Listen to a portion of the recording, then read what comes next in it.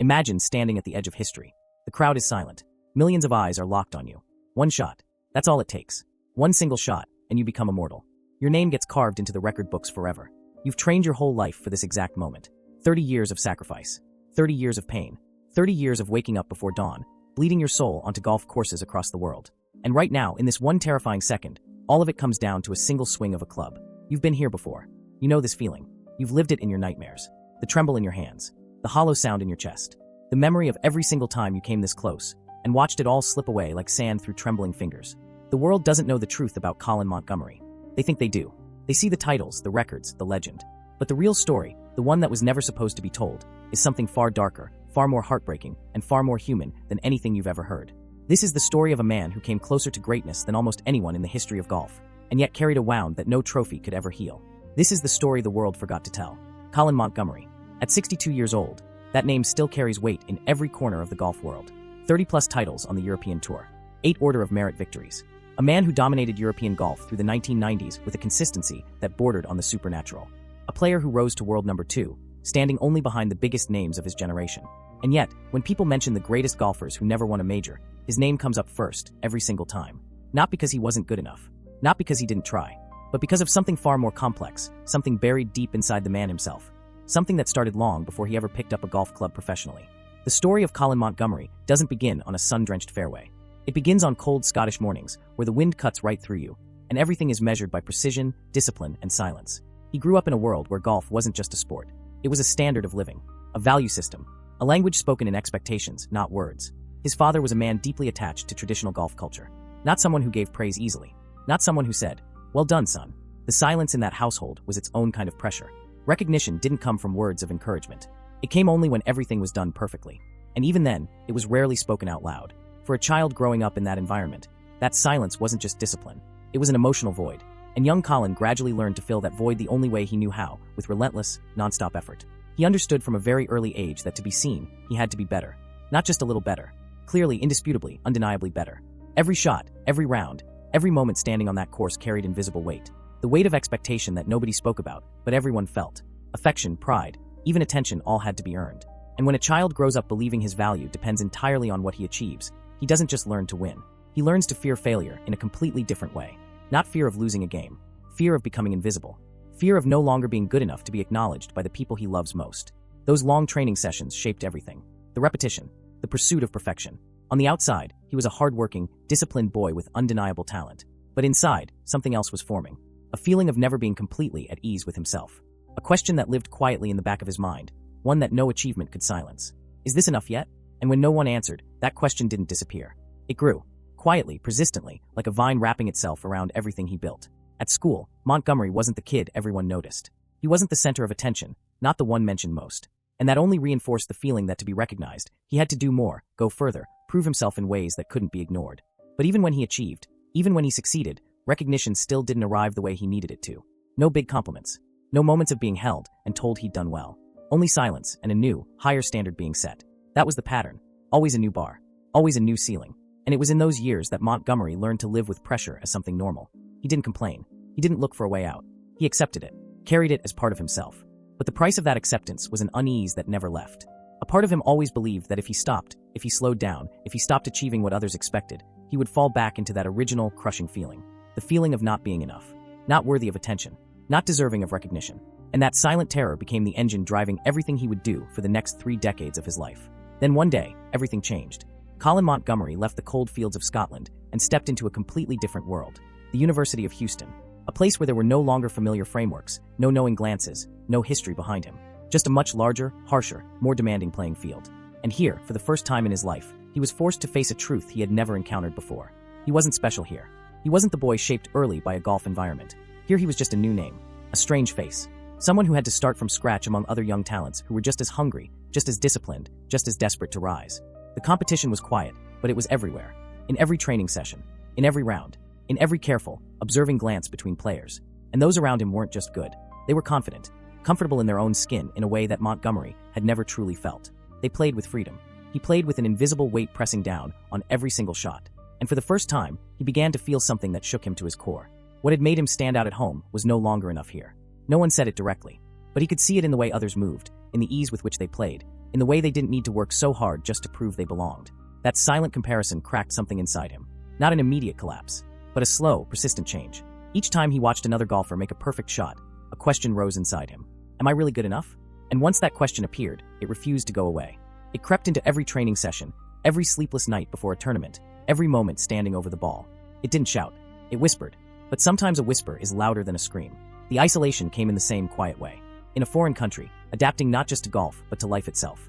Evenings without familiar voices. Days when he had to face himself completely alone.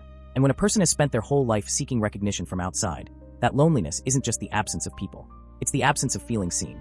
He began to change how he trained, how he thought, even how he saw himself. But the more he tried to adapt, the more he realized he couldn't become someone else. He couldn't play golf carefree like the others around him. Because for him, every shot had always carried more meaning than just a shot. It was a test, an evaluation, an opportunity to prove he deserved to exist in this world. And when everything becomes a test, even the most ordinary moments become tense. A bad shot wasn't just a technical mistake. It became proof of a fear that had lived inside him since childhood. A bad round wasn't just a bad day. It became confirmation of the doubt in his heart. And gradually, he realized that his real battle wasn't taking place on the golf course. It was taking place inside his own mind, in the way he talked to himself, in the way he interpreted every result, every step forward or back. But the thing that made this so painful was that he couldn't stop. There was no way back. No place to hide from the pressure he'd carried since he was a boy. So he kept going, kept training, kept competing, kept standing on the course with the same determined look that everyone mistook for strength, while inside, the war never stopped. And it was there, in that distant place, in an environment he once believed would make him better, that Montgomery began to understand a hard truth. Sometimes the further you go, the more clearly you have to face the things you've never overcome. Those first cracks didn't destroy him, but they were there, waiting quietly, so that many years later, in the most important moments of his life, they would open wider, leaving wounds that no victory would be able to completely heal. When Montgomery stepped into the professional world, he carried everything he'd built. Solid technique, iron discipline, a will that refused to break. But what he carried most was not talent. It was those silent cracks, those unanswered questions about whether he was truly good enough. And the professional world was not a place for anyone still searching for answers about themselves. The first years were not marked by victories. There were no major titles, no moments that made the world stop and pay attention, no praising articles or admiring eyes. He competed, but it seemed like nobody really saw him. In a world where reputations were built by wins, silence meant non-existence. And Montgomery, who had spent his entire childhood trying desperately to be recognized, fell directly into the one feeling he feared most: becoming invisible. Tournaments came and went. Results didn't bring anything significant enough to change his position in anyone's eyes. There were stable rounds, glimpses of potential, but nothing strong enough to create a real breakthrough. He wasn't bad, but in an environment where everything was measured by achievement, not bad had a way of becoming its own form of failure. A slow, prolonged, invisible kind of failure. The media didn't mention him. Fans didn't call his name. Other golfers rose, won, built reputations, while he stayed exactly where he was, competing in the shadow of silence. Nobody mocked him, but nobody waited for him either. And sometimes indifference cuts deeper than criticism, because at least when someone criticizes you, they still see you. When you're forgotten, you begin to wonder if you truly exist at all. But Montgomery didn't stop. He didn't have the habit of giving up. Not because he wasn't exhausted, but because he simply didn't know how. Training sessions continued. Trips kept extending. Rounds kept repeating. No light, but he kept walking. No recognition, but he kept trying. Because deep inside, he still held a fragile, desperate belief. If I just keep going, one day everything will change. That belief was the only thing keeping him moving through years when almost anyone else would have quit. And then, like a sunrise so slow you almost don't believe it's happening, things finally began to shift. The first victories on the European tour appeared. Not loud, not explosive, but clear enough to make people pay attention. Step by step, from someone no one mentioned, he became a familiar name. Then an opponent anyone had to watch out for. And before many people even realized it, Montgomery had risen to a position he once thought was too far away to reach. One of the top golfers in all of Europe. The titles came more frequently, more regularly, and more importantly, they weren't lucky wins. They were the result of astonishing stability, of a man who rarely made errors, who understood every shot almost without room for chance. He wasn't the one who impressed with the flashiest, most spectacular plays. He was the one who could maintain the highest form for the longest time. And that quality brought him to the peak of European golf, where he didn't just win once.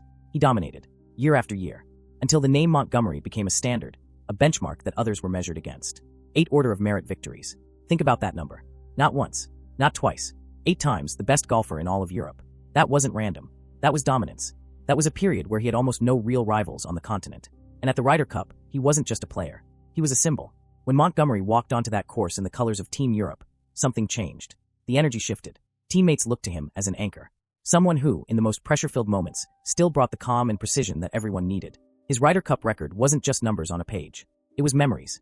Moments when he stepped up and made entire grandstands fall completely silent, then erupt in chaos. In Europe, he wasn't just respected. He was loved. He was part of a collective pride. But the world of golf didn't only exist in Europe. And in America, where the majors were played, where the greatest names were truly defined, Montgomery didn't receive the same welcome. In America, he wasn't a symbol. The audiences didn't stand to applaud him. There were times he faced indifference, boos, unfriendly looks that followed him from hole to hole. That wasn't always fair. It wasn't always deserved, but it was real. And for a man who had spent his whole life searching for recognition, being viewed so differently in such an important place wasn't just uncomfortable. It was a deep personal wound. The contradiction became impossible to ignore. In one place, he was the king. In another, he still had to prove he deserved to be there. His success was undeniable, but the feeling of incompleteness was just as real. And it didn't disappear just because the titles kept coming.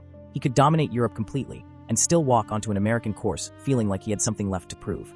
Not to the crowd, not to the media, to himself. That invisible pressure never stopped. And then came the majors. The stage where the greatest names in golf history are truly written. Where no amount of consistency over a long season matters. Where everything is decided in 4 days, sometimes in 4 holes, sometimes in 4 shots. And winners aren't just good. They have to be perfect at the exact moment when all eyes are watching. Montgomery entered those tournaments not as an outsider. He came as a genuine contender, a man with the skill, experience, and courage to win. And precisely because of that, each time he came close to the peak, everything became heavier than it had ever been before. The runner-up finishes began to appear. Not like ordinary losses, but like opportunities that had been right there in his hands, then slipped away at the final, fragile moment. He wasn't left far behind. He didn't collapse early. He went all the way to the final rounds where only a handful of names remained, where a single shot could change history. And it was right there, at the very edge of greatness, that small mistakes began to appear. Not terrible shots, not obvious collapses, just slight deviations, decisions that weren't quite certain, moments where his confidence was no longer completely intact. In a sport like golf, those differences aren't technical errors. They are the difference between being remembered as a champion and being remembered as the one who came closest. Each time that happened, Montgomery didn't just lose a tournament. He lost a piece of what he had spent his whole life pursuing. And what made it even harder was that he knew exactly how close he had been. Close enough to see the trophy. Close enough to imagine how it would feel. Close enough to believe that this time would be different. And then it wasn't. And he stood there, not in first place but right behind it, in the place where nobody really remembers your name. The pressure didn't decrease after those moments. It grew. Because each time coming close without crossing the line wasn't just an isolated failure. It became part of his story. An invisible label he couldn't remove. The next tournament no longer started from zero.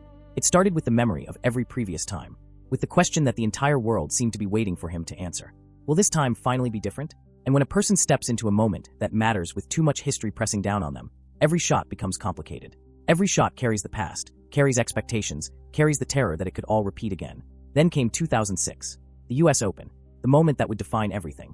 This wasn't a vague opportunity. This wasn't almost. This time, Montgomery was right there.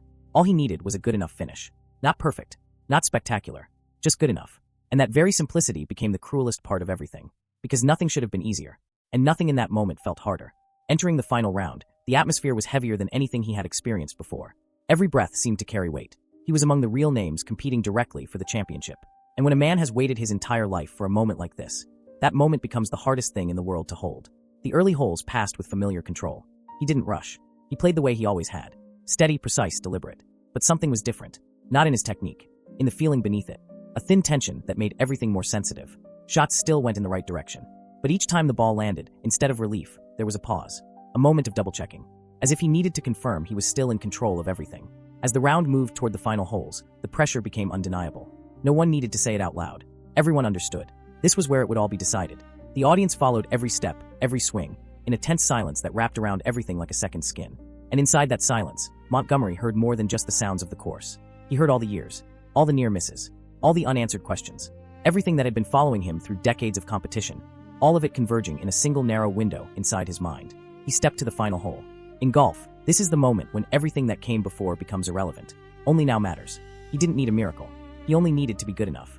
And the weight of that requirement, the simplicity of it, the closeness of it, became almost unbearable. He stood over the ball. Time stretched.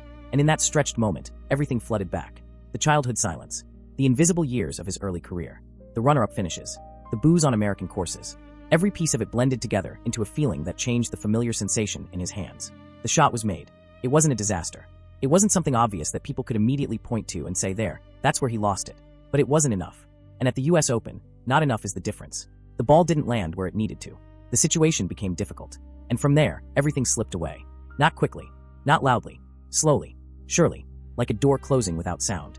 When the final chance was gone, Montgomery stood there not with a dramatic collapse, but with a silence that was almost impossible to describe. No shout, no visible breakdown, just a prolonged, devastating quiet. The kind of quiet where a person understands that what they just lost wasn't only a title. It was the confirmation they had been searching for their entire life. The answer they had been waiting for through every grueling year. And when that answer didn't come, the silence afterward wasn't just the disappointment of one afternoon.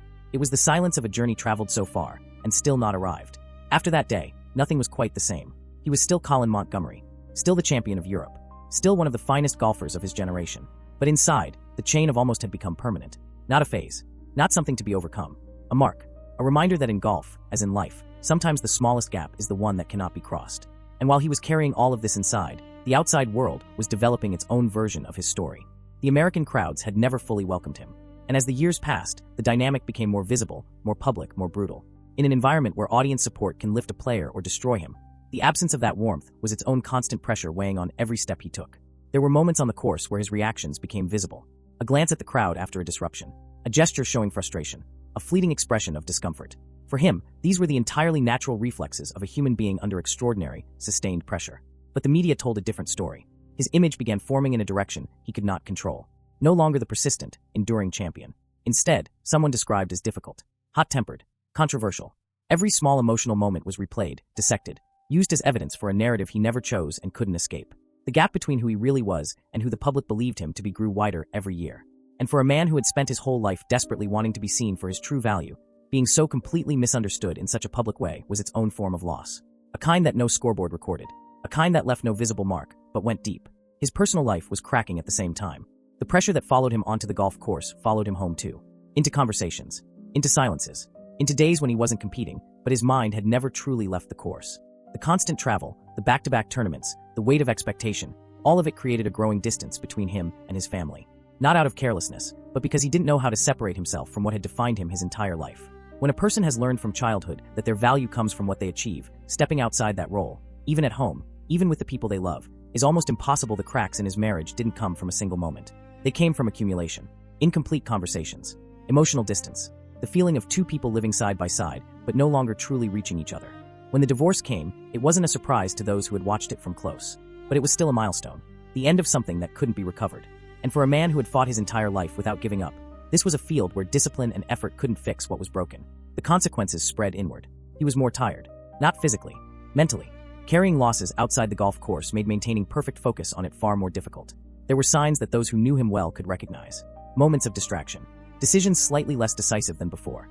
Not because the ability was gone, but because part of him was always somewhere else, processing things with no clear resolution. And the loneliness that came after was a different kind than anything he had felt before. When he was young and alone, there was still a goal ahead. Still something to pursue. Still the belief that everything could change. But now, returning from tournaments to an empty space, the silence carried a different weight entirely. Not the productive quiet of rest. A void. Prolonged. Without direction. Throughout all of this, his mind became a battlefield in ways the public never saw. The comments about his appearance that circulated through the media. The judgments about his physique. The constant public assessments that had nothing to do with his golf. Those words didn't stay outside. They found their way in. And when they accumulate over years, they change the way a person looks in the mirror. Change the way they feel walking into a room. Become part of an internal voice that never fully goes quiet. Self-doubt for Montgomery wasn't new. It had lived inside him since childhood. But now it took a different shape. No longer the question of whether he was good enough to succeed, but the deeper, more exhausting question of whether any of it meant anything at all. Whether continuing would lead somewhere different, or whether this was simply who he was and who he would always be. And still, he kept going. That was perhaps the most remarkable thing. Through all of it, through the near misses and the losses and the misunderstandings and the isolation and the personal devastation and the invisible battles inside his own mind, he never stopped. He still appeared, still competed, still maintained a level that commanded respect. Not because everything was fine, but because stopping was something he had never learned how to do. There were no spectators for the battles happening inside him. No applause for the days he overcame his own darkest thoughts.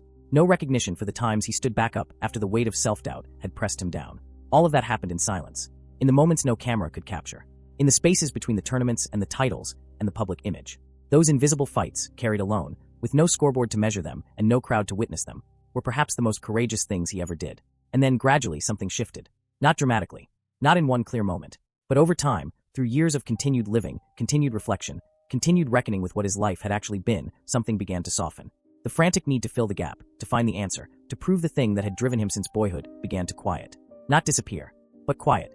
He began to look back differently. Not only at what was missing, But at what was there? More than 30 titles, 8 European Tour Order of Merit crowns, an unmatched legacy at the Ryder Cup, moments when he had lifted an entire continent's belief in itself. Those things weren't consolation prizes. They were extraordinary. The kind of achievements most golfers spend their entire careers dreaming about and never reaching. For a long time, he had put all of those things to the side, let them fade into the background, only because one particular title, one specific kind of validation, had never come. But slowly he began to understand something that took immense courage to accept. If he allowed one missing thing to define his entire life, then all the things he had actually accomplished would lose their meaning entirely. And that would be the real loss, the one he could actually prevent. Letting go of that obsession wasn't surrender. It wasn't giving up on what he had wanted. It was understanding that some expectations no longer fit the reality of where his life had arrived. He began to find meaning in things he had perhaps never given enough attention to before. Relationships, moments away from competition, the contribution he could make to the next generation of golfers who would watch how he carried himself and learn something from it. Peace didn't come from forgetting. He never forgot 2006. He never forgot the runner-up finishes, or the booze on American courses, or the feeling of standing one shot away from everything and watching it slip. But he eventually stopped letting those memories sit at the center of everything. They moved to their proper place. Part of the story, not the whole story. And that shift, that quiet settling into acceptance, not resignation but genuine acceptance, was perhaps the hardest and most profound thing he ever achieved. Harder than any round of golf. Harder than maintaining the top of the European Tour rankings for year after consecutive year. Because it required him to face the part of himself that had been driving him since he was a boy on a cold Scottish morning, trying to earn a word of acknowledgement from a father who rarely offered one, and finally, after a lifetime, let it rest. When you look at the entire arc of Colin Montgomery's life and career, what you see is not a story of failure. It is not even primarily a story of near misses or what could have been. It is the story of a man who carried extraordinary weight his entire life and chose, every single day, to keep moving forward anyway. Who built one of the most remarkable careers in European golf history, not from a place of ease or confidence, but from a place of quiet, relentless, wounded determination. He showed something that the sports world rarely honors but deeply needs. That greatness doesn't always look the way we expect. That a person can be extraordinary without having a perfect story. That the value of a life isn't measured only by its highest single achievement, but by the totality of what someone gave, how they showed up, how they fought, and how they faced the things that couldn't be fixed. For the golfers who came after him, his story is not a cautionary tale. It is an example. It shows that you can build a career that commands genuine respect without having the perfect moment at the top. It shows that character is revealed not in victory, but in what a person does with all the everything else. The losses, the misunderstandings, the private wars, the mornings when continuing felt impossible, but they continued anyway. The final image of Colin Montgomery is not him lifting a major trophy. It's something quieter. A man who went further than almost anyone thought possible, who faced things most people will never understand, and who in the end found a way to keep living fully in the life he actually had, not the one he once imagined. That is not a small thing. That is not a consolation. That is a different kind of greatness entirely. One that no scoreboard has ever been designed to measure, but one that anyone paying close attention will recognize immediately. Some people reach for perfection their entire lives and touch it for one brief, shining moment. Colin Montgomery reached for it across 30 years, touched it in hundreds of ways the world still doesn't fully acknowledge, and learned in the end that maybe perfection was never the point. Maybe the point was always the reaching, the refusing to stop, the choosing, again and again, to stand back up. And in that choice, repeated across a lifetime, lies a legacy more durable than any trophy, more honest than any highlight reel, more human than any record, and more worth remembering than anything the scoreboards ever captured.